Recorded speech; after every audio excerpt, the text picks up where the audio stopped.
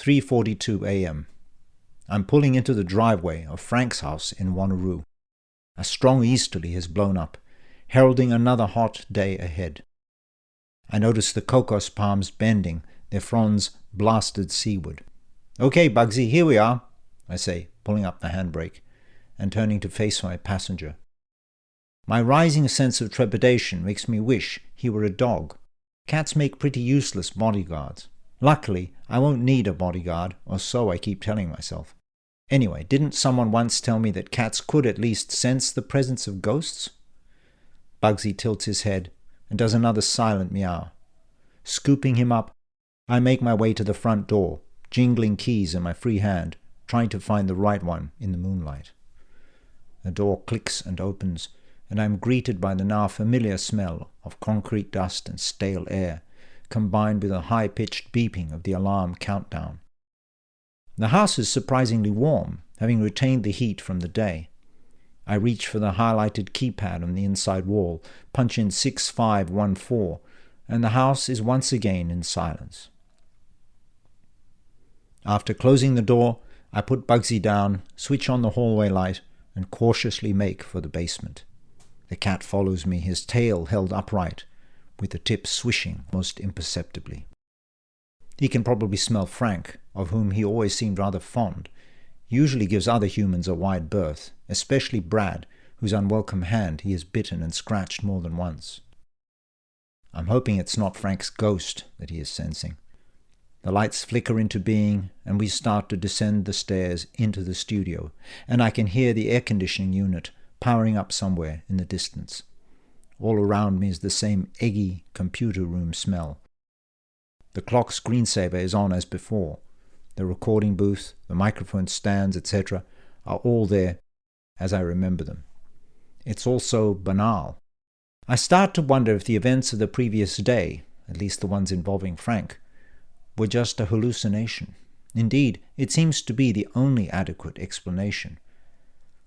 This must be what it feels like to go insane. I pause at the bottom of the stairs. My heart is beating so hard in my chest it is almost audible. It is accompanied by a heavy thumping in my temples. I look to see if there is any sign of Uncle Frank, but, aside from Bugsy and me, the studio is entirely empty. I wait there a full minute before venturing hesitantly towards the computer screen, glancing to my left and right as I walk.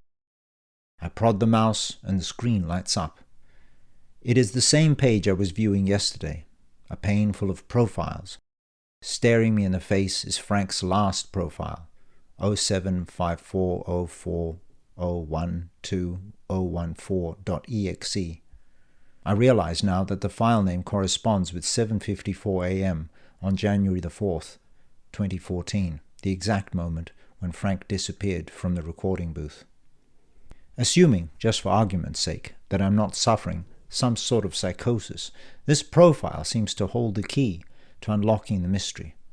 Despite Frank's dire warning, I start to wonder, yet again, what would happen were I to click on it. Just as I think this, Bugsy jumps up between the screen and me. He stops mid-keyboard, then slowly turns his face and we touch noses. It really is quite comforting having him there. He doesn't seem to sense the presence of any ghosts. I gently pick him up and put him on the floor. Then I notice that his paws have serendipitously reopened the README file. "Do not click on any more of my profiles. Leave them alone from now on. Comprende? Try making your own." Try making your own? What the hell does that mean? I minimize the window and the screen reverts to the desktop black and white picture of Mark Seymour. I idly wonder what happens to a desktop picture when it is fully covered by open windows.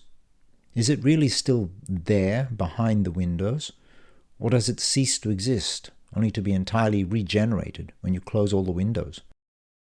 In the bottom right-hand corner, I see the shortcut to Profile Generator 3.2, and I click on it.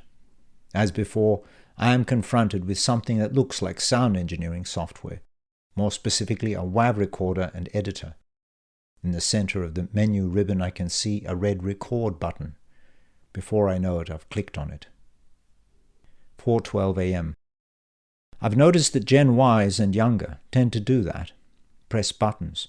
It's how they've been raised to discover and experience the world. On the other hand, those of us who remember a world before the internet, before computers even, tend to be a bit more cautious. "What the fuck are you doing, Dan?" Frank once admonished me. He caught me rewinding and fast-forwarding his reel-to-reel recorder, jabbing my adolescent fingers into the keys with haphazard abandon. "You have to take it easy. You can't go pressing buttons like that. Next thing you'll press record and play simultaneously and wipe a section of the tape. Or you'll just break the damn thing. Be careful, for fuck's sake." I've never forgotten Frank's warning until now. A sinking feeling hits me in the pit of my stomach. I'd spontaneously done what I'd hesitated doing the whole of the previous day. The next 5 seconds seemed an eternity. But when a dialog box pops up, it simply says, "Recording booth door open. Commence recording when door closes? Yes/no." I click no. The dialog box reads, "Recording cancelled." And I breathe a sigh of relief. Then I start to wonder, what happens when you record? Okay, this software seems to have made Frank disappear. Right now I'm thinking it opens up a trapdoor in the recording booth. But what could possibly go wrong if there's no one in the booth? I find myself clicking on the recording button again, then clicking yes, and I walk over to the booth, carefully stepping over the cables and dodging the microphone stands. One has a Rode condenser microphone in a cradle, and it shudders a bit as I brush past it. I recall that Uncle Frank was awfully fond of Rode microphones. I pause at the door of the booth. It opens inwards. It is sprung, so that it would normally close automatically, but in this case I'd previously wedged it open with a microphone stand. I pull the stand away and watch the door shut, feeling a bead of sweat run down my torso from my armpit.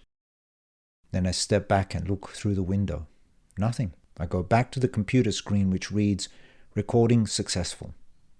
I check the list of profiles which now includes 042105012014.exe, created at 4:21 a.m. on the 5th of the 1st, 2014.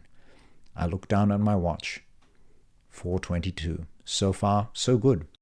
But what have I just recorded?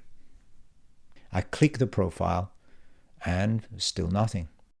I decide to repeat the experiment, only this time I move a microphone stand, the one with the Rode condenser, into the middle of the booth, precisely where I saw Uncle Frank. But the result is the same, sweet nothing. 5:57 a.m. I've been at it for over an hour, and I now have dozens or so profiles. But I'm still getting no results when I double-click them. I remember Frank's words. "Chase down the signal, Dan. If you can't get sound, chase down the signal." Well, that's all fine when you're recording music. But what in the world am I trying to do here? Before giving up completely, I start doing the Gen Y thing again, pressing random buttons in the program. Under the Options tab, I find Record and Null. As I click on it, I look up. A microphone stand is still in the center of the recording booth. Because I no longer have the door wedged open, a different dialog box opens up on the screen. "Recording will commence when door is opened and then closed. Do you wish to print to a network location? Yes/no." I figure why not, so I click yes. I get the following dialog box. Select network location: Sydney, Melbourne, Toronto, New York, Suva, Rio, and so on. It's a pretty long list. I choose Rio rather randomly, but because I subconsciously remember that it had something to do with Frank's last profile.